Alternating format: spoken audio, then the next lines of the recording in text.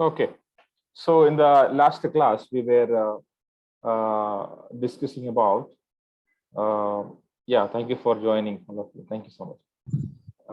We were discussing about a background to Pauline studies, and now we will enter into First and Second Thessalonians. Okay, First and Second Thessalonians we will briefly discuss. Then, if it is possible, if we get time, we will look into Romans and Galatians also. Okay. I hope all of you remember what we were discussing in the previous classes. Yeah, just before that, is it possible to take class on Thursday evening for everyone? Is it okay? Is it okay, brother Santosh, sister Asha, brother Naveen, brother Vijay Kumar? Do you have work on Thursday? Okay, sir. No problem. Okay, for you, brother Naveen and Vijay Kumar. Sir, 1 second, sir. Oh, during Thursday, is that okay to take class Thursday evening? Okay, sir. Okay. Yeah. Then next Thursday also we will take, because why I'm telling you is Okay, this. sir.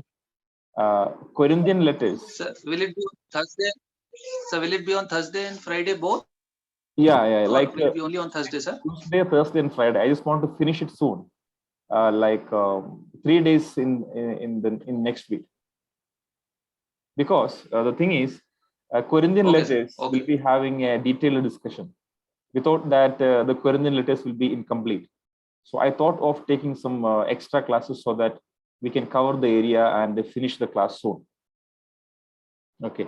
So next week we will take Thursday evening also from 8 to 9:30. Okay. All right. Okay.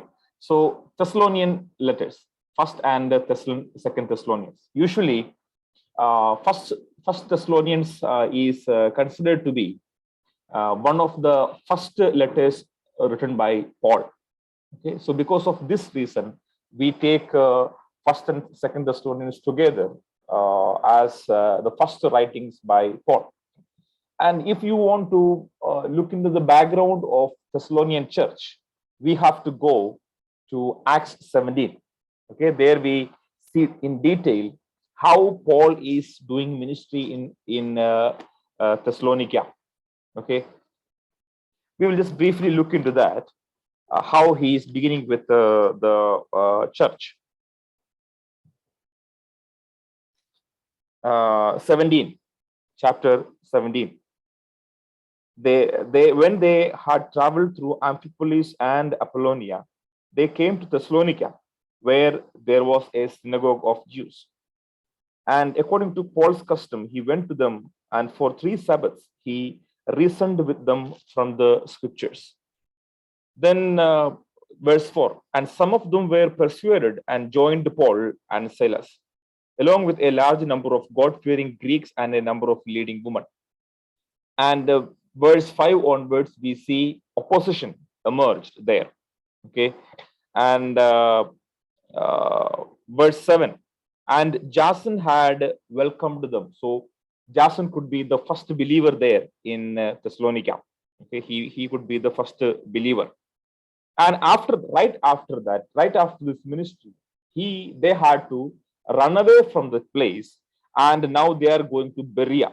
Chapter 17, verse 10. The brethren immediately sent Paul and Silas away by night to Berea.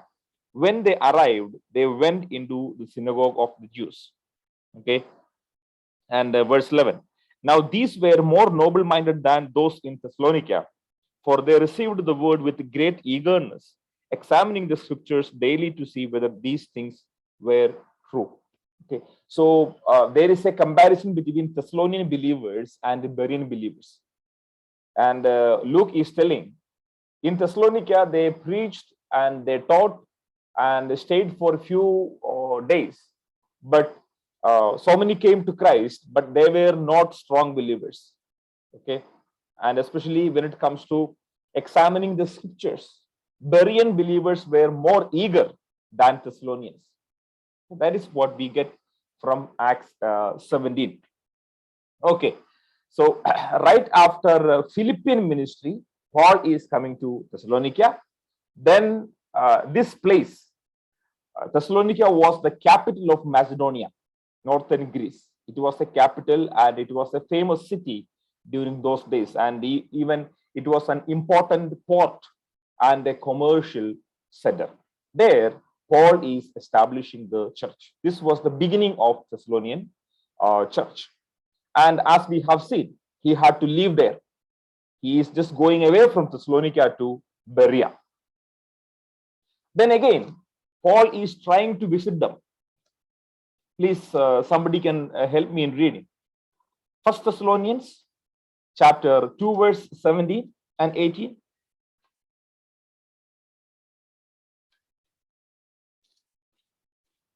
Pastor Kannada, can I read? Yes, please. ಸಹೋದರರೇ, ನಾವಂತೂ ದೇಹದಲ್ಲಿ ಮಾತ್ರ ನಿಮ್ಮನ್ನು ಸ್ವಲ್ಪ ಕಾಲ ಅಗಲಿದರೂ ಹೃದಯದಲ್ಲಿ ಅಗಲದೆ ನಿಮ್ಮ ಮುಖವನ್ನು ನೋಡುವುದಕ್ಕೆ ಅತ್ಯವಶ್ಯದಿಂದ ಬಹಳ ಪ್ರಯತ್ನ ಮಾಡಿದೆವು. ಯಾಕೆಂದರೆ ನಿಮ್ಮ ಬಳಿಗೆ ಬರುವುದಕ್ಕೆ ನಮಗೆ ಮನಸ್ಸಿತ್ತು. ಈಗೋ ಪೌಲನೆಂಬ ನಾನು ಒಂದೆರಡು ಸಾರಿ ಬರುವುದಕ್ಕಿದ್ದೆನೋ, ಆದರೆ ಸೈತಾನನು ನನಗೆ ಅಭ್ಯಂತರ ಮಾಡಿದನು. Okay, so for a short time he stayed there and preached the gospel. Some people came to Christ and he had to leave there because of the persecution.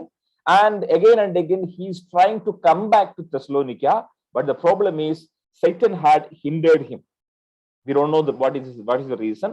Anyway, he could not go back and visit them again. Several times he tried.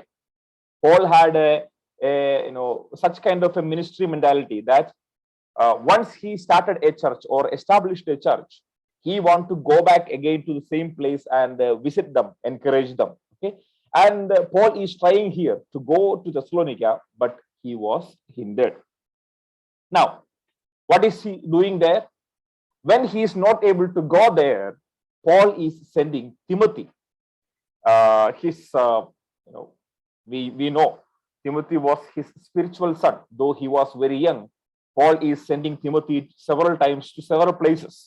Okay, and once Paul is sending Timothy to comfort the church. Can you read 3:2?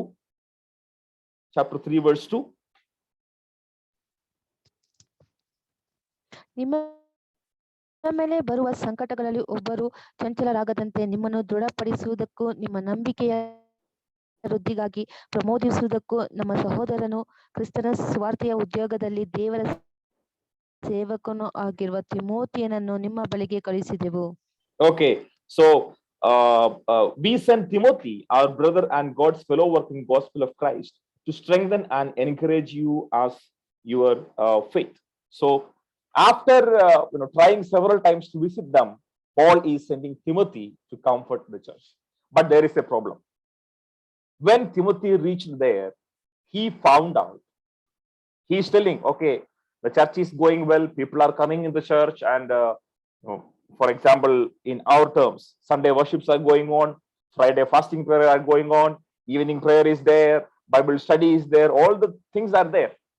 But some issues are there within the church. Okay, some issues are there.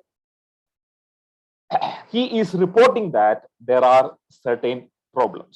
Now, Paul now is responding to those issues. Okay, there are some problems in the church and Timothy is reporting that, and Paul is responding to such kind of issues. This is the occasion from which 1 Thessalonians is written. Okay, so I hope you got that progression. Okay, how church was developed and how Paul established the church and how he had to leave, again trying to visit, sending Timothy, and from Timothy he is getting the information about the church. Okay, I hope you got the background idea of Thessalonian church. Now, occasion of 1 Thessalonians. What were the problems within the Thessalonian church? Okay, the first news is that spiritual growth of the new converts. New people are coming in. Newly converted people are coming in, but they have some problems. Okay, Can you read 1 Thessalonians 1, 6 to 8?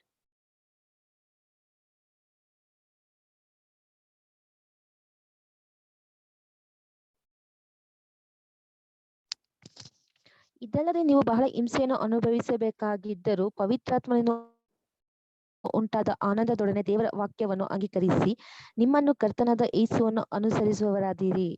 Okay, Paul is telling, I am really happy for you. New people are coming in the church, and the way the church is growing is becoming famous in other places also. You see that in chapter 1, 6 and 7, so that you became an example to all the believers in Macedonia and Achaia.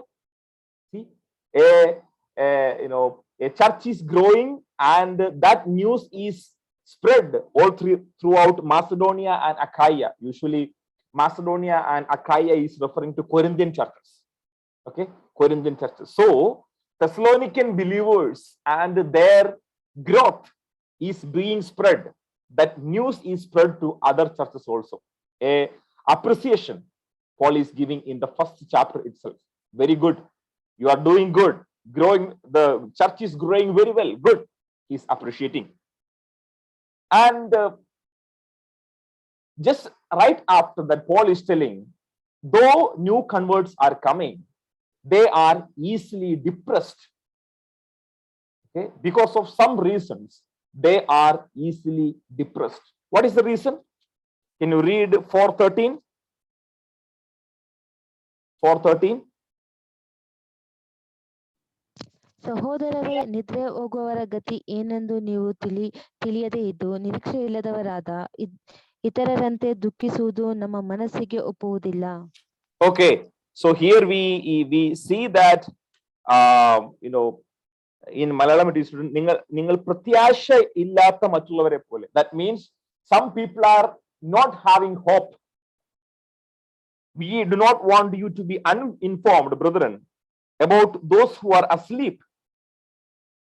so that you will not grieve as do the rest who have no hope. So some people don't have the hope of resurrection. They are easily depressed by various things that are coming against their belief, their faith. Can you read 5:14?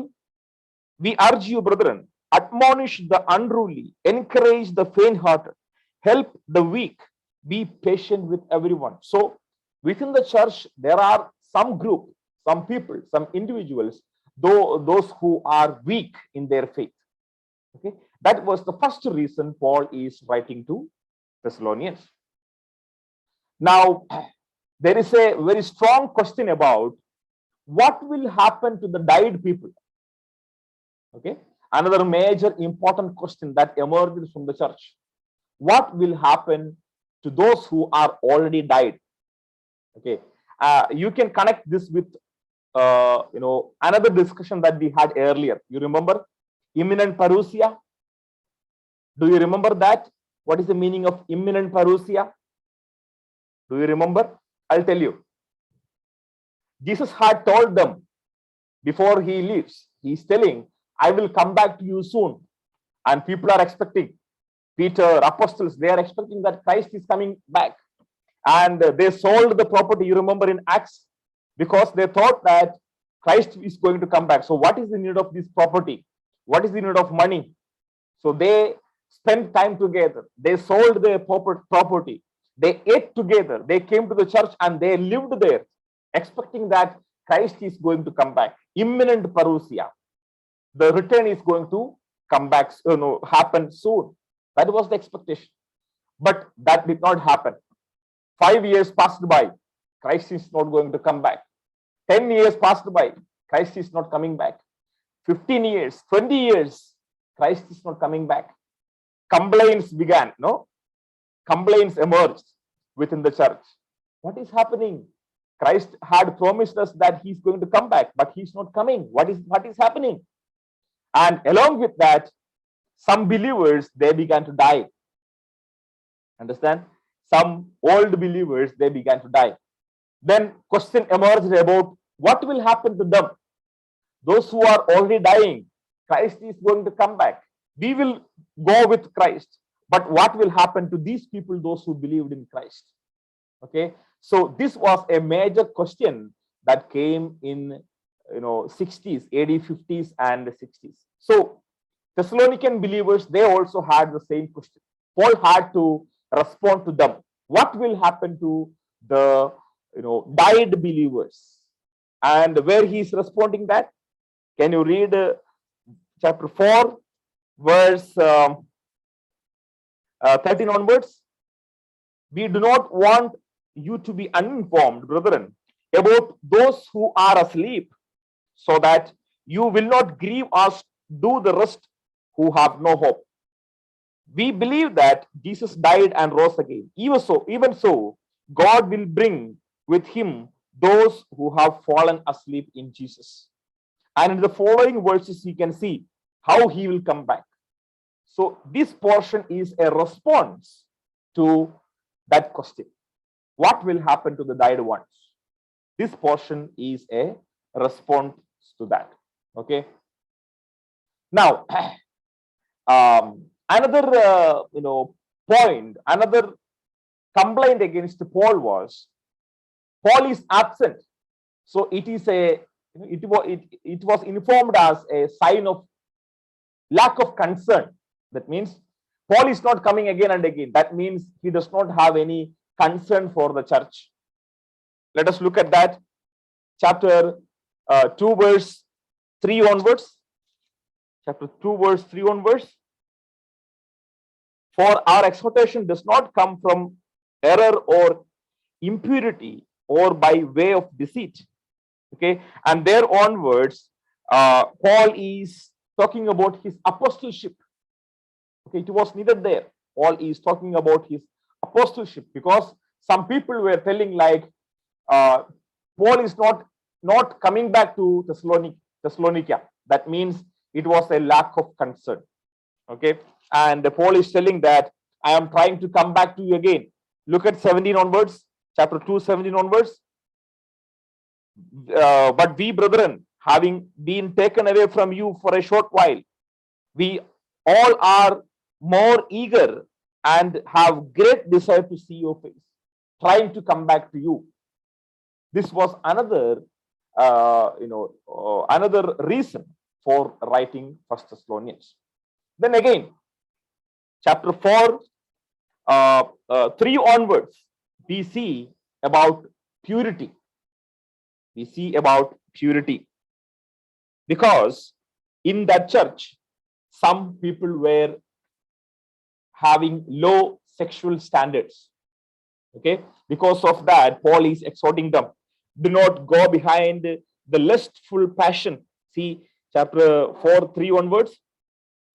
This is the will of God, your sanctification, that is that you abstain from sexual immorality, that each of you know how to possess his own vessel in sanctification and honor, not in lustful passion like the Gentiles who do not know God. See, some of the believers or some of the new converts were having low sexual standards, and Paul is exhorting them. That was another reason. Okay, then again, another reason is some people gave up their job. That is very interesting. Some people, they gave up their jobs. They left the job. Can you read 4, 11 and 12, please? 11 and 12.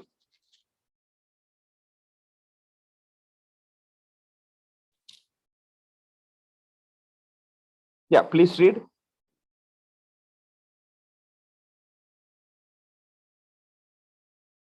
Okay, I'll read. To make it your ambition to lead a quiet life and attend to your own business and work with your hands, just as we commanded you, so that you will behave properly toward outsiders and not be in any need. I think I had told you this earlier also. You remember that? Paul is exhorting the Thessalonian believers, you go and work with your own hand. Paul was having a job. The church believers, they are not going for job. Why? What could be the reason? There is a theological reason. What is that? You remember, imminent parousia. Christ is going to come back soon. Okay, so they left their possession. They sold their properties, and even they left their job. Okay, they left their job. Because of that, Paul is telling, please do your work with your hands, mind your own business. Chapter 4, verse 11. That was another reason for writing First Thessalonians. Now, another reason is that this unity, First Thessalonians 5:13, that you esteem them very highly in love because of their work, live in peace with one another. That is also could be another reason. This unity among the believers. And even some say that the church believers, they did not give much respect towards the elders. Okay, 5 verse 12. But we request of you, brethren, that you appreciate those who diligently labor among you and have charge over you in the Lord and give you instruction. So respect them. Those who are in the church, the elders, you should respect them. Okay, these were the reasons Paul is writing First Thessalonians. Okay, these are the reasons Paul is writing First Thessalonians. So I hope you understood what was the occasion, what are the major themes in First Thessalonians. Now let us look at Second Thessalonians. What was the reason for Second Thessalonians? He wrote the First Thessalonians, and some way it was successful. Okay, he wrote First Thessalonians, and some way it was successful. People listened to him and obeyed. Whatever he said, they obeyed. But there are some other reasons, reasons Paul is facing in Thessalonian church. Whatever he wrote earlier, he is reinforcing now. Again, he is telling. Please look at chapter 2, Second Thessalonians chapter 1, 3 onwards. He is talking about persecution and encouragement. Please read 1 verse 4. Second Thessalonians 1 verse 4. Can you read?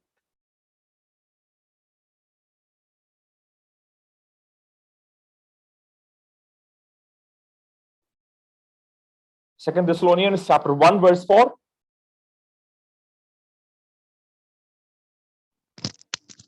ಹೀಗಿರುವುದರಿಂದ ನಿಮಗೆ ಬರೆದಿರುವ ನಿಮಗೆ ಬಂದಿರುವ ಎಲ್ಲಾ ಹಿಂಸೆಗಳಲ್ಲಿಯೂ ನೀವು ಅನುಭವಿಸುತ್ತಿರುವ ಸಂಕಟಗಳಲ್ಲಿಯೂ ತೋರಿ ಬಂದ ನಿಮ್ಮ ತಾಳ್ಮೆ ನಂಬಿಕೆಗಳನ್ನು ನೆನೆಸಿ ನಿಮ್ಮ ವಿಷಯವಾಗಿ ಹೆಚ್ಚಳಪಟ್ಟು ದೇವರ ಸಭೆಗಳೊಳಗೆ ನಾವೇ ಮಾತನಾಡುತ್ತೇವೆ. Okay, so for your perseverance and faith in the midst of all your persecutions and afflictions which you endure. They were going through persecution when he was writing Second Thessalonians, and Paul is telling, have perseverance and faith. That is the first message in Second Thessalonians. Okay, and he is providing a hope for their afflictions. Now, after that, there is a serious concern Paul is putting forward. You know what is that? You remember in the previous letter, Paul said, work with your hands, go for job and all. But that aspect they left. Okay, all the other aspects in the first letter they obeyed, but this aspect they left. So in First Thessalonians, Paul gave only 2 verses for that. Go for your job and do your job, work with your hands. But in Second Thessalonians, Paul is explaining that in detail. You should work with your own hands. Okay, Paul is telling that. Please read chapter 3 verse 7. Please read. ನೀವು ನಮ್ಮನ್ನು ಅನುಸರಿಸಿ ಹೇಗೆ ನಡೆಯಬೇಕೆಂದು ನೀವೇ ಬಲ್ಲಿರಿ. You should obey, or you ought to follow our example. When we were with you, we used to work with our hands. We used to go for job, but you are not doing anything. And in chapter 3, verse 7, because we did not act in an undisciplined manner. Undisciplined manner. Paul is using the same word several times. Undisciplined. That means the Thessalonian church is undisciplined. Look at verse 7, chapter 3, verse 7. We did not act in an undisciplined manner. What is the Kannada word used there? Undisciplined. ಅಕ್ರಮವಾಗಿ ನಡೆಯಲಿಲ್ಲ. Okay. ಅಕ್ರಮವಾಗಿ. Again, look at 3 verse 11. Can you read again? 3:11. ಆದರೆ ನಿಮ್ಮಲ್ಲಿ ಕೆಲವರು ಯಾವ ಕೆಲಸವನ್ನು ಮಾಡದೆ ಇತರರ ಕೆಲಸದಲ್ಲಿ ಮಾತ್ರ ತಲೆ ಹಾಕಿ ಅಕ್ರಮವಾಗಿ ನಡೆಯುತ್ತಾರೆ ಎಂದು ವರ್ತಮಾನ ಕೇಳುತ್ತಿದ್ದೇವೆ. Is it the same word akrama? What is that? Undisciplined. ಅಕ್ರಮವಾಗಿ. Yeah. So totally not a disciplined way. Some people within the church, they are undisciplined. What is the undisciplined way of living? They are not going for job. They are not working. They think that, okay, some people, they sold their land and brought in front of apostles. So you will get enough food from the church. No need of going for the job. We will stay there in the church. We will pray. We will continue with the spiritual aspects, but we will not go for the job. It was really annoying for Paul. He's telling, no, you should go for job because you follow our example. You follow our example. And he's telling in chapter 3, verse 8, we have shown you how to live. Look at verse 8. Nor did we eat anyone's bread without paying for it, but with labor and hardship, we kept working night and day so that we would not be a burden to any of you. Paul is telling the example, their example. When we were there with you, we used to go for work and all. Okay. So Paul is clearly talking about how you should manage with your spiritual life and your material life. Understand? I'm really happy that some of you here, those who study for MDiv, join for MDiv, you are working. I'm really happy that. Okay, I'm happy for the way you are going for job and also keeping the spiritual aspect. How many of you are going for job? I think all of you, right? Almost all of you are going for job, right? Good. I'm really happy for that. Yes, sir. Yeah. Paul was also doing the same. Some people say that if you are going for ministry, then don't go for job. If you are going for job, then don't go for ministry. Some people say that. But I don't know how theologically I can explain. Look at Paul. Look at Paul. In some other portions, it is written that when people brought money from Philippi and Ephesus, Paul stopped doing ministry. Sorry, Paul stopped doing work and he went for ministry. Okay, that means, see, many times, even when I joined for in Nest in Mysore, some students, they came and asked me, sir, my parents, my relatives, my family is forcing me to do job, but I want to do ministry. How can we decide whether I should do ministry or job? Okay, and some take advantage of that. Understand? I heard a story like this. I think you also heard this story. In Kerala, one young pastor, right after BTH, he's going for ministry. Okay, and he was placed in a church where an elderly pastor is there. Okay, so they both of them, the elderly pastor and the younger one, the new enthusiastic pastor, both of them, they went for ministry. And afternoon, they did not have anything to eat. Okay, they did not have anything to eat. And the old pastor, he decided to pluck tapioca. You know what is tapioca? In Kerala, that is our favorite food. I don't know what is that in Kannada and other language. Tapioca, you know, which is there underground, and we used to pluck it and boil it and eat. Any idea about tapioca? It is growing under the ground. Okay, and yeah, I hope you understood. Call Yes, sir. We know. Genesu. Yeah, yeah. That is that not that sweet one. The other one we used to boil and eat. Okay. Okay. Anyway, whatever. So it is quite difficult to pluck it.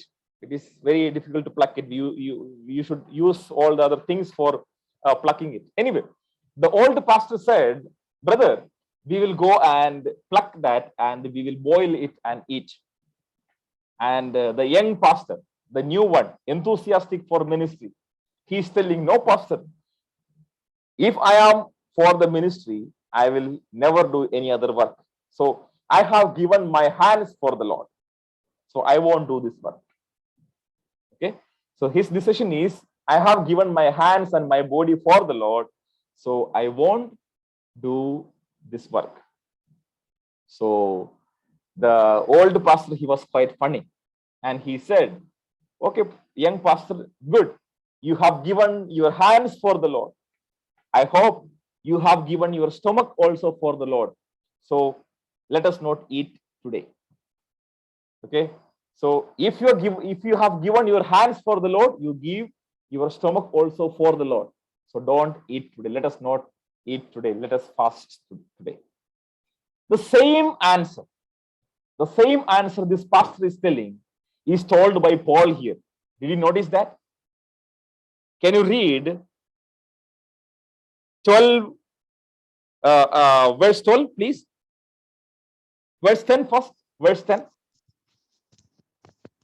ಕೆಲಸ ಮಾಡಲಿಲ್ಲದವನು ಊಟ ಮಾಡಬಾರದೆಂದು ನಿಮಗೆ ಆಜ್ಞಾಪಿಸಿದ್ದೇವಷ್ಟೇ. If anyone is not willing to work, then he is not to eat either. Direct answer by Paul. In the first letter he said, please work with your hand, but they were not ready. Now Paul is telling, if you are not working with your hand, then do not eat. Why? They took it for advantage. Okay, they are coming to the church, they have a spiritual life, but they are not going for the job, eating from the church itself. Okay, this kind of a question came there, and Paul is responding to that through 2 Thessalonians. One more important point is there in 2 Thessalonians, that is misunderstandings about the parousia. And in chapter 2, Paul is explaining that. Look at chapter 2, verse 1 onwards.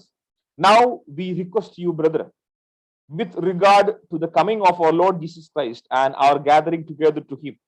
And in the following verses, he is telling how the parousia will happen. Okay, how the parousia will happen. Then again, in chapter 2, in the following verses, he is telling how the newcomers to be encouraged. Okay, these are the main aspects in 1st and 2nd Thessalonians. Let us look at the place of writing, from where he is writing. In chapter 3, verse 6, Paul is telling, just now Timothy has come to us. So most probably Corinth is the place from Paul is writing this epistle. Most probably Corinth is the place from Paul is writing these epistles. Date, what about date? Paul probably came to Corinth in early 50. Okay, so right after that he might have written. That means Paul might have written 1 Thessalonians in AD 50 and 2 Thessalonians in the following year, within few months. So the date of 1st and 2nd Thessalonians could be AD 50 or 51. Okay, AD 50 or 51. So I hope you understood. You got a brief background idea about 1st and 2nd Thessalonians. What are the main themes? What are the main content of 1st and 2nd Thessalonians? In 1st Thessalonians, he is talking about the imminent parousia, how the resurrection will, how the second coming will happen, and how you should keep the holiness and all, how the newcomers should be maintained. And finally, he's talking about you should work with your hands. In Second Thessalonians, the same things are repeated, but he's explaining about encouragement in persecution. Then along with that, how the parousia will happen. Then he is talking about idleness. You should go and work with your hand. Okay, we should not have laziness. All right, that was all about First and Second Thessalonians.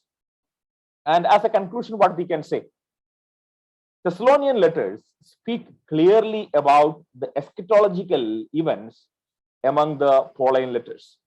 Okay, Thessalonian letters talks about the eschatological events that are going to take place. This can be seen even in First Corinthians chapter 15. Now, another aspect is that Paul is writing these two letters in the early stage. Okay, so we can easily identify what were the doctrines, fundamental doctrines that were emerging in the first stage. That is another importance of First and Second Thessalonians. And in First and Second Thessalonians, we can clearly see that tension between coming of the parousia and how to live here in this world. Okay, some expected the parousia to come soon, and they were doubtful about how to live in this world. So First and Second Thessalonians talk about this tension, coming of the parousia and how to live a holy life in this world. These are the main important aspects that we can see in First and Second Thessalonians. I hope you got a clear understanding about First and Second Thessalonians. If there is any doubts or questions, you can ask. Otherwise, we will move to the next one. Any doubts or questions regarding First and Second Thessalonians? Very short letters, brief letters, only very few topics or themes are there. Any doubts or questions you can ask. Otherwise, we will explain about Romans and Galatians. Okay, Romans and Galatians.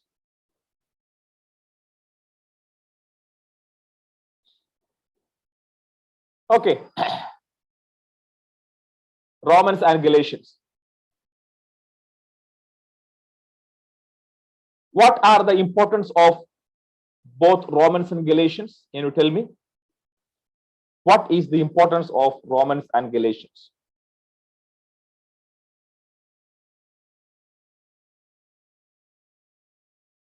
Okay. In the New Testament, if we compare Pauline letters, Romans and Galatians could be seen as the most profound letters. The most profound letters. Sometimes it is very hard to understand, right? If you continuously read Pauline letters, Corinthian letters and all, it is easy to understand because practical aspects are there. But what about Romans? What about Galatians? Very difficult to understand, right? Because it contains, both of these letters contain deep theological and doctrinal things. That is what the reason one another apostle is testifying about Paul's letters as very difficult. Who is that? Any idea? One another apostle is talking about Paul's letters that it is very difficult to understand. Who is that? Any idea? Are you all there? Are you all listening? Please respond. One apostle, I am asking a question. One apostle talked about Paul's letters that it is very difficult. Who is that? John, sir. It's not John. It's not John. Can you read 2 Peter chapter 3,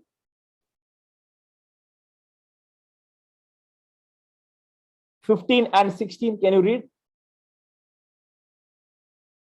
2 Peter 3, 15 and 16.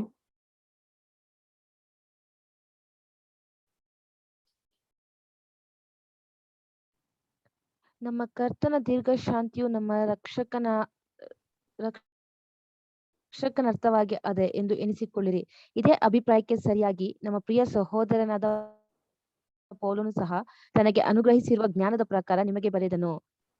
ಅವನು ತನ್ನ ಎಲ್ಲಾ ಪತ್ರಿಕೆಗಳಲ್ಲಿಯೂ ಈ ವಿಷಯಗಳನ್ನು ಕುರಿತು ಬರೆಯುವಾಗ ಹೀಗೆ ಬೋಧಿಸಿದ್ದಾನೆ. ಆ ಪತ್ರಿಕೆಗಳಲ್ಲಿರುವ ಕೆಲವು ಮಾತುಗಳು ತಿಳಿಯುವುದಕ್ಕೆ ಕಷ್ಟವಾಗಿವೆ. ವಿದ್ಯಾಹೀನರು, ಚಪಾಲಾಚೀತರು, ಹೀಗೆ ನಮಗಿರುವ ಮಿಕ್ಕಿದ ಗ್ರಂಥಗಳಿಗೆ ತಪ್ಪಾದ ಅರ್ಥ ಮಾಡಿಕೊಂಡಿದ್ದರು. Thank you. In those two verses, do you see? Just as also our beloved brother Paul, according to the wisdom given to him, wrote to you. So Peter is referring to Paul's letters. Listen to him, read those letters, and continuation, he is telling also in all his letters, speaking in them of these things, in which are some things hard to understand. Peter, before his death, talking about Paul's letters and telling that please go and read Paul's letters, though some of those letters are very difficult to understand. I hope, or I think Peter might have read book of Romans and Galatians, just like us.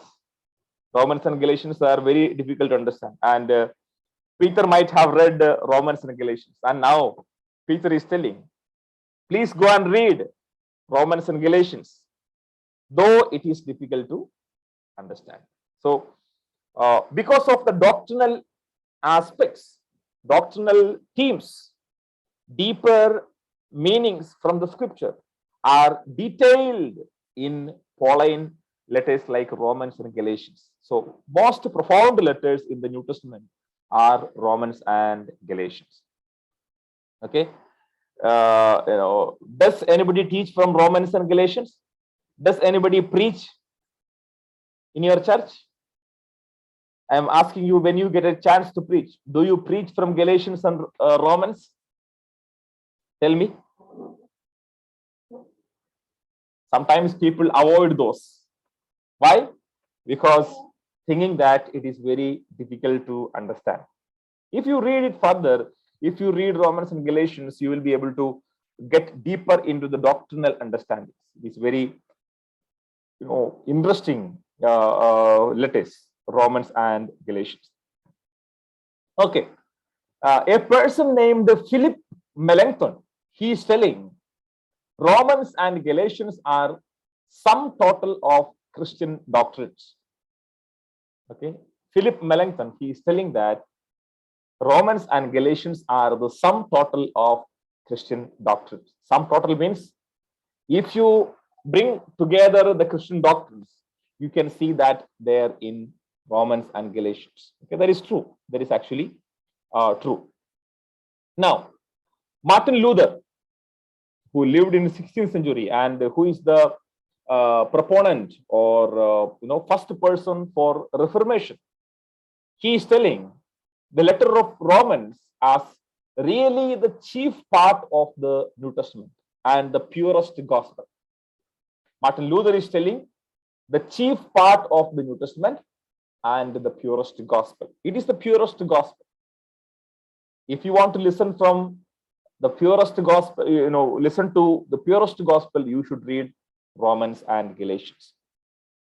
Another person, a modern scholar, N.T. Wright, okay, he is telling Romans is the masterpiece of Paul. Romans is the masterpiece of Paul. Okay. Another important aspect about Romans and Galatians is that both are very authentic. None of the modern scholars deny the authorship of Paul, because both of the writings were there from the beginning, and majority of the New Testament scholars, they say that Romans and Galatians are the true authentic writings by Paul. no editing, nothing. It is purely from Paul, authentic letters of Paul. These are some of the preliminary understanding that we should have about Romans and Galatians. Okay. All right. Next one is common occasion to the letters. Common occasion to Romans and Galatians. So tell me, please, all of you respond. When you read Romans and Galatians, what do you see in common? When you read Romans and Galatians, do you see any common themes or aspects in both the letters? Tell me.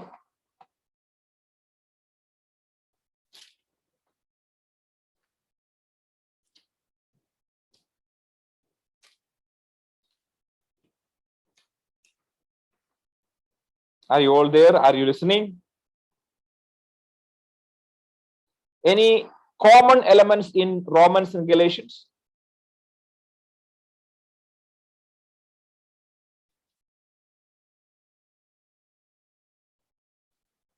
Okay, I'll tell you. Both the letters are talking about the Old Testament law and its connection to the gospel preached by Jesus. Understand? For explaining that, Paul is taking so many examples from the Old Testament. So, what is the main common theme or common element in Romans and Galatians? The Old Testament law and the true gospel which is preached by Jesus and the connection. Okay, that is the main element. So proving that, Paul is bringing so many examples. Okay,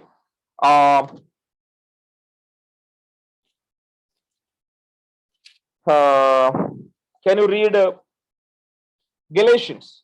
Some verses we will read. Okay, Galatians chapter 1 verse 6 and 7. Can you read? Galatians 1, 6 and 7. ಕ್ರಿಸ್ತನ ಕೃಪೆಯಿಂದ ನಿಮ್ಮನ್ನು ಕರೆದಾತನು ನೀವು ಇಷ್ಟು ಬೇಗನೆ ಬಿಟ್ಟು ಬೇರೆ ಸುವಾರ್ತೆಯನ್ನು ಹಿಡಿದುವುದಕ್ಕೆ ಆಶ್ಚರ್ಯ ಪಡುತ್ತಾನೆ. ಅದು ಸುವಾರ್ತೆಯೇ ಅಲ್ಲ, ಆದರೆ ಕೆಲವರು ನಿಮ್ಮಲ್ಲಿ ಭೇದವನ್ನು ಹುಟ್ಟಿಸುತ್ತಾ ಕ್ರಿಸ್ತನ ಸುವಾರ್ತೆಯನ್ನು ಮಾರ್ಪಡಿಸುವುದಕ್ಕೆ ಅಪೇಕ್ಷಿಸುತ್ತಾ ಇದ್ದಾರೆ. What was the problem in Galatian church? When Paul is writing to Galatian church, he is telling, you are turning into another gospel. In Kannada, what is that? Vere Suvisesham, right? Is that what you read? Another gospel? What was the word there? For a different gospel? ಬೇರೆ ಸುವಾರ್ತೆ. Vere Suvarthe. Okay, so not Suvisesham. It is a Malayalam word. ಸುವಾರ್ತೆ. Vere Suvarthe, right? Another gospel. That means Paul had preached a gospel earlier. Paul came to Galatia and he preached a gospel. But the problem is, when he left, they are preaching another gospel. They are turning into another gospel. Nowadays, you go to any church, especially the modern new generation churches, you go there, you will listen to another gospel, which was totally contradictory from what Paul preached. Okay, Jesus preached. No, you seek you first the kingdom of God and righteousness, then everything will be added, right? So you go behind righteousness and kingdom, God's kingdom, then all the other material blessings will be following you. But nowadays what we listen to is a different gospel. You come to Christ, you will get everything. You come to Christ, your purse will be filled. You come to Christ, all the material things will be given to you. All the finance will be given to you. A different gospel. In the same way, in Galatian church, Paul preached a true gospel, but afterwards, some others are preaching another gospel, a different gospel. And even Paul is using some hard words there. You see that 3 verse 1, Galatians 3 verse 1. Can you read? ಎಲೆ ಬುದ್ಧಿ ಇಲ್ಲದ ಗಲಾತ್ಯದವರೇ, ಯಾರು ನಿಮ್ಮನ್ನು ಮರಳುಗೊಳಿಸಿದರು? ಯೇಸು ಕ್ರಿಸ್ತನು ಶಿಲುಬೆಗೆ ಹಾಕಿಸಿಕೊಂಡವನಾಗಿ ನಿಮ್ಮ ಕನ್ಯೆದುರಿನಲ್ಲಿ ವರ್ಣಿಸಲ್ಪಟ್ಟಿದ್ದಾನಲ್ಲ. Enough. You foolish Galatians. Buddhi illata Galatians, right? Yes. The Malayalam word is Buddhi illata Galatire. In Kannada, it is same, almost same. You foolish Galatians. A hard word is using. Why? You are going behind another false gospel, totally against what I preached, what the true gospel is. So, the ultimate aim of Paul writing to Romans and Galatians is that to present the true gospel. You are following another gospel, but I am presenting a true gospel. That is what the primary purpose of writing of Paul behind Galatians and Romans. Did you understand? So there are so many common elements. Let us check briefly. In the first chapter, Galatians, he is talking about the true gospel. Come to Romans, please. Romans 1, 1 verse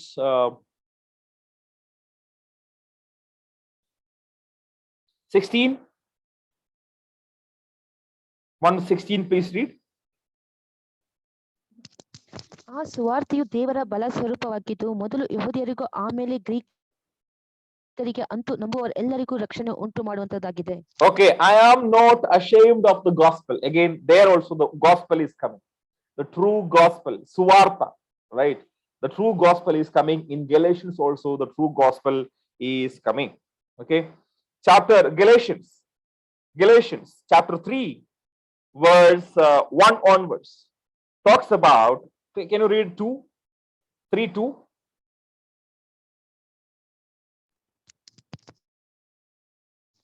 ಒಂದು ಸಂಗತಿಯನ್ನು ಮಾತ್ರ ನಿಮ್ಮಿಂದ ತಿಳಿದುಕೊಳ್ಳಬೇಕೆಂದಿದ್ದೇನೆ, ನೀವು ದೇವರಾತ್ಮನನ್ನು ಹೊಂದಿದ್ದು ನೇಮಾನಿಷ್ಠಗಳನ್ನು ಅನುಸರಿಸಿದರಿಂದಲೋ ಕೇಳಿ ನಂಬಿದರಿಂದಲೋ.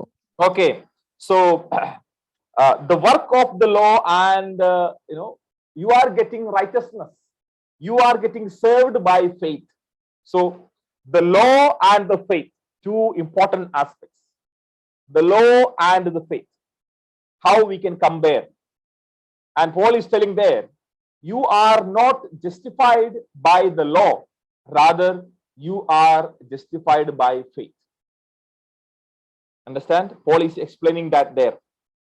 So you are free from the law. Tell me if you understand. I know Galatians and Romans are quite difficult to understand, but anyway, try to understand, please. What is the law referred there? What is the law referred there? Tell me. In Kannada, what is the word used for law? Same.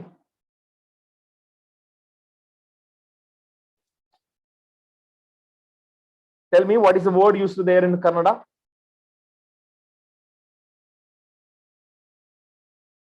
Work of the law.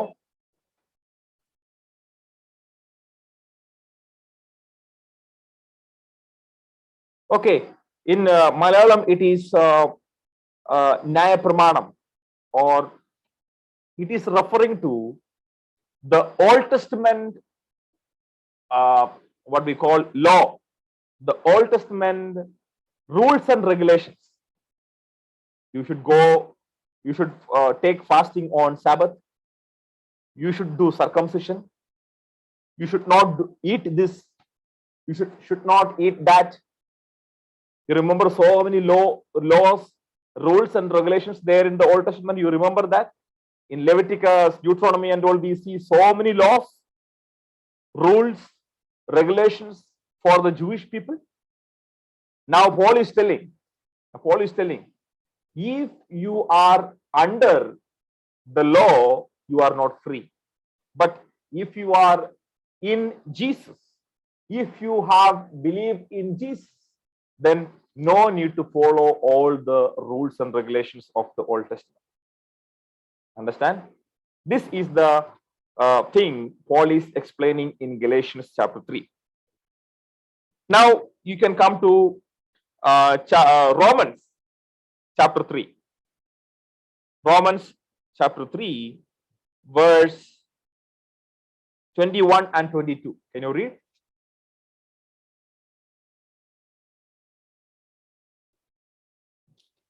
Romans 3, 21, 22, please. ಈಗಲಾದರೂ ದೇವರಿಂದ ದೊರಕುವ ನೀತಿಯು ಧರ್ಮಶಾಸ್ತ್ರ ನಿಯಮಗಳಲ್ಲಿ ಇಲ್ಲದೆ ಪ್ರಕಟವಾಗಿದೆ. ಅದು ಮೋಶೆ ಧರ್ಮಶಾಸ್ತ್ರದಿಂದಲೂ ಪ್ರವಾದಿಗಳ ನುಡಿಗಳಿಂದಲೂ ಸಾಕ್ಷಿಗೊಂಡಿರುತ್ತದೆ. 22. ದೇವರಿಂದಾಗುವ ಆ ನೀತಿಯು ಯಾವುದೆಂದರೆ, ಯೇಸು ಕ್ರಿಸ್ತನನ್ನು ನಂಬುವವರೆಲ್ಲರಿಗೂ ದೊರಕುವಂಥದ್ದು. ಹೆಚ್ಚು ಕಡಿಮೆ ಏನೂ ಇಲ್ಲ. ಎಲ್ಲರೂ ಪಾಪ ಮಾಡಿ ದೇವರ ಮಹಿಮೆಯನ್ನು ಹೊಂದದೆ ಹೋಗಿದ್ದಾರೆ. Okay, enough. Here also again Paul is comparing. In Romans also, in Galatians also, he is comparing. There is the Old Testament law given by Moses, but here is the new law, that is Jesus. Earlier you had to do all the works of the law. That means going to the temple, sacrificing, cutting the lamb, then circumcision, following the dietary laws, like you should not eat that, you should not eat this. All these are rules and regulations. So there was given by, all those things were given by Moses. Now Paul is telling that the curtain of division between Jewish people and Gentiles, it is removed. Now everyone is equal.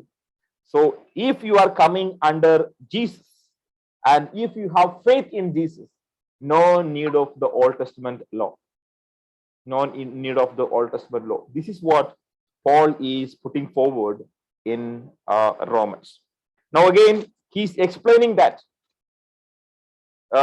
taking the example of Abraham. Galatians 3:6. Can you read? Galatians 3:6. ಅಬ್ರಹಾಮನು ದೇವರನ್ನು ನಂಬಿದನು, ಆ ನಂಬಿಕೆ ಅವನ ಲೆಕ್ಕಕ್ಕೆ ನೀತಿ ಎಂದು ಎಣಿಸಲ್ಪಟ್ಟಿತು ಎಂಬುದಾಗಿ ಬರೆದಿದೆಯಲ್ಲ. Okay, Abraham, he also justified by faith. He was justified by faith. Taking the same example in Romans, please read Romans 4 verse 1 and 2. Romans 4, 1 and 2. ಹಾಗಾದರೆ ವಂಶಾನುಕ್ರಮವಾಗಿ ನಮಗೆ ಮೂಲ ಪಿತೃವಾಗಿರುವ ಅಬ್ರಹಾಮನು ಏನು ಪಡೆದುಕೊಂಡನೆಂದು ಹೇಳಬೇಕು. ಅಬ್ರಹಾಮನು ಪುಣ್ಯಕ್ರಿಯೆಗಳಿಂದಲೇ ನೀತಿವಂತನಾದ ಪಕ್ಷದಲ್ಲಿ ಹೊಗಳಿಕೊಳ್ಳುವುದಕ್ಕೆ ಅವನಿಗೆ ಆಸ್ಪದವಿರುವುದು, ಆದರೆ ದೇವರ ಮುಂದೆ ಹೊಗಳಿಕೊಳ್ಳುವುದಕ್ಕೆ ಆಸ್ಪದವಿರುವುದಿಲ್ಲ. Okay, Abraham is also justified by faith. Okay, justified by faith. So if you compare Galatians and Romans, there are so many common elements in both the writings. So many common elements. Now, briefly, I know the time is very less. Briefly, we will explain what was the common occasion of writing. What was the problem there in the church, and how did Paul respond to that? Briefly, I will explain. Okay, please listen to me just for 20 minutes. Okay. Okay. The first aspect, Abrahamic covenant. I hope all of you are listening. I know this is quite little difficult, but please try to understand. I'll make it very simplified. Are you all listening? Are you all listening? You are not getting bored, right? Yes, sir. Yeah. Okay. First one, Abrahamic covenant. What is the meaning of Abrahamic covenant? Where Abrahamic covenant is written? Please tell me. What is Abrahamic covenant?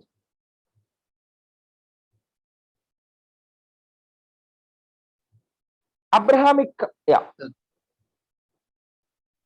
So the promise that God had made with Abraham. Abraham. A promise which was given to Abraham. Where it is written? Genesis chapter 12. Okay, Genesis chapter 12. Can you read that once? We will look into that. Genesis chapter 12, verse 1 and 2. Please read.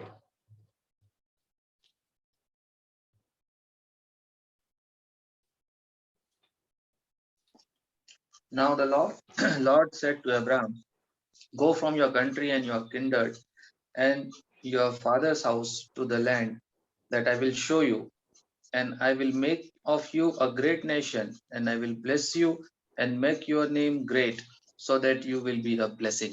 Okay. I will make you a great nation. I will bless you and make your name great, and you shall be a blessing.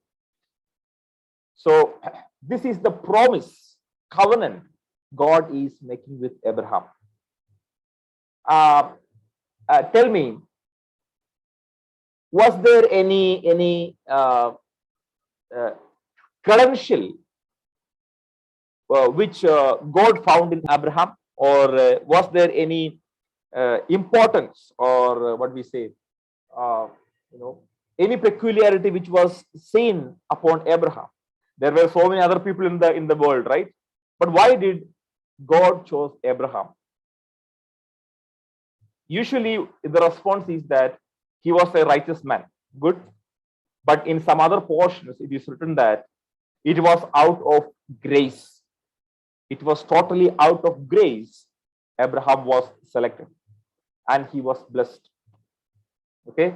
This is the Abrahamic covenant that was made. The first aspect that we should understand. So God selected one group of people, not only Abraham, his generation. So one group of people God selected for blessing. Now, next one. Next one is the law of Moses. So, Abraham was selected, his generations, his followers were blessed, and God gave him a land, and the Israelites, they began to live there, and in between, the law was given, right? The law was given to Moses, and all the Israelites, they had to follow the law. They had to follow the law. That is what we call as the law of Moses. Now, when Jesus came to this earth, he said, I am the law, or he was actually replacing the law. He was actually replacing the law.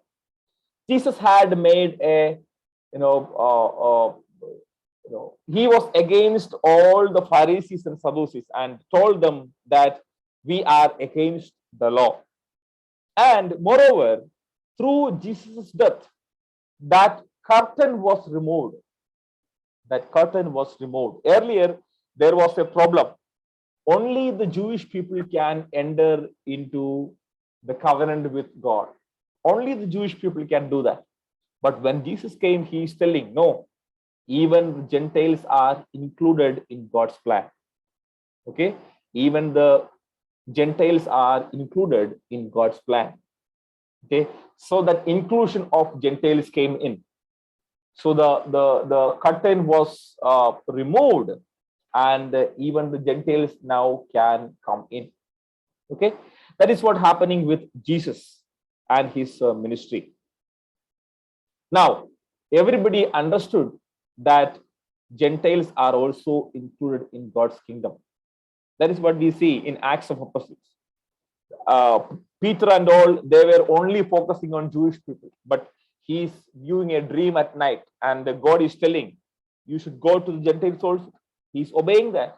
And Paul, Barnabas and all, they were going to the Gentile world and began to teach them. And so many Gentile people came to Christ. Inclusion of Gentiles were happening in the first century Christianity. But there was a serious problem. You know what was that? Jewish-Gentile controversy. Okay? Jewish-Gentile controversy. What is that? All the Jewish people thought that we are superior, we are higher, and Gentiles are not included in God's kingdom. And on the other hand, Paul and all, they were telling, no, Gentiles are also included in God's plan. So this clash was there. Okay, Jewish people thought that we are exclusive. Nobody is there included in God's plan. Okay, this was a clash in between. And Because of this controversy, one important meeting was held in first century. What was that? The Jerusalem Council in AD 45. I told you. What was the issue there? What was the issue there? All the Jewish people, Jewish believers, they say that we are God's people. We are circumcised. We are belonging to Abraham. We are belonging to Moses and his law. So we are the godly people. You are not. The Gentiles are not. So if you want to become a Christian, what you should do? You should follow all the Jewish customs. Then you come to Christianity. This was a understanding because in the first century world. And Paul and all, they began to teach them that no need of following the Jewish customs. Okay, no need of following the Jewish customs. Rather, if you have faith in Jesus, that is enough. Okay, and right after the Jerusalem Council, Paul is writing both of these writings, especially Galatians and also Romans, explaining all these matters: Abrahamic covenant, law of Moses, what is the importance of Jesus and his resurrection, and how the Gentiles are included. And explaining all these matters, Paul is writing Galatians and Romans. This is the common occasion of writing of Romans and Galatians.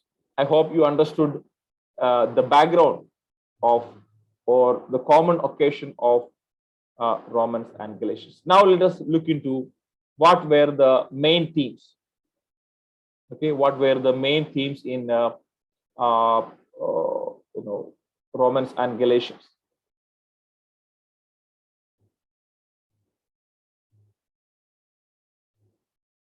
Okay, let us look into Galatians first. Okay, let me briefly explain these first. It is not that important, but still, since we are having an introductory class, we will briefly look into that. North Galatian theory. North Galatian theory says that it is a traditional opinion, and they say that the northern part of Galatia was visited by Paul, and it was the area Paul visited. Okay, and probably in his third missionary journey, Paul visited this place. So if we believe that North Galatian theory, most probably the book of Galatians was written in between AD 52 to 53. On the other hand, there is another argument that the places in South Galatia was visited by Paul, and this might be the place to which Paul is writing. And most probably, if we follow this theory, most probably the date of writing is 48 or 49. Okay, so most of the scholars, they believe that probable date is 48 and 49. It is not that important, and I personally believe that South Galatian theory is true, and the probable date could be 48 and 49. Okay, right after the Jerusalem Council, Paul is writing Galatian letters. What are the purposes of writing of Galatians? First one is, so many doctrinal issues were there, and Paul is defending. He is telling that I am a true apostle, and what I am telling is true. That is the first purpose of Galatians. Second purpose of writing is that the Jewish people, they are focusing more on the law of Moses, and Paul is teaching that both the Jewish people and Gentiles, they are saved by Jesus' atonement, Jesus' activity on the cross. So everyone is equal in front of God. Not only Jewish people, also Gentiles. Everyone is equal in front of God. That is another important purpose of Galatians. And the third purpose is that Paul is clarifying the role of the law of Moses. What is the importance of the law? He's explaining that. And another purpose is that what is the importance of old covenant and the new covenant in Christ. That is another major purpose of Galatians. Okay. Then finally, in Galatians, Paul is talking about live by the Spirit. You should live by the Spirit. Spirit is the one who is leading you. So live by the Spirit. This is another important purpose of Galatians. What are the major themes in Galatians? Truth of the gospel. Chapter 1 and 2 talks about what is the true gospel. He's explaining what is the true gospel. Chapter 3 till 5 is talking about children of the promise. Who are Jewish people? Children of the promise is explained in 3, 4, and 5.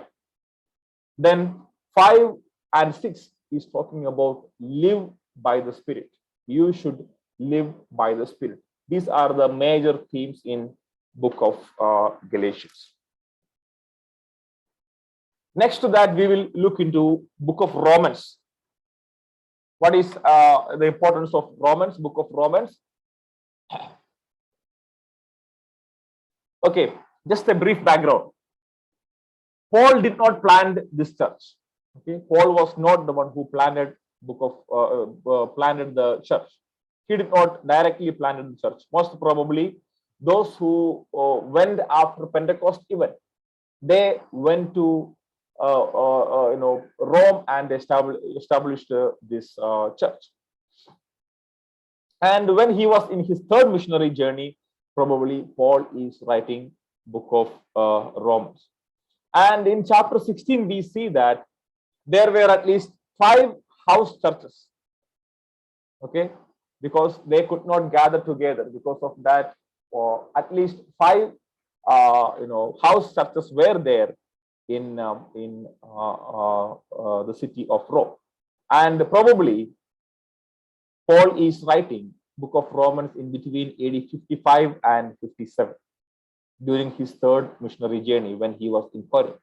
That was the time when he was writing book of Romans. What are the purposes of writing? The first purpose is that he is telling, I am coming to you, I am planning to come to you. Okay, so he is preparing for the future arrival in Rome. That is what the first purpose of book of Romans. Second one is that to clarify and defend his teachings, especially the teachings regarding the law, the covenant, Abrahamic covenant, Moses' law, then what was Jesus' atonement and what is its connection, and all these aspects are explained in book of Romans. Another important aspect is bringing unity between Jewish and Gentile Christians. I told you earlier, there was a disunity between Jewish people and Gentiles. So, Paul is trying to bring a unity between Jewish and Gentile members of the church. And what are the major themes? What are the major themes? First one is salvation through Christ. Okay, the Jewish people believed that you are getting salvation through work of the law. You are doing all the work and you will get the salvation. Paul is telling no, salvation is through the faith in Jesus. And another theme is that righteousness and justification by faith. Earlier, they believed that when you do all the work, you are getting righteousness. Now Paul is teaching, no, you are getting justification or righteousness by faith in Jesus.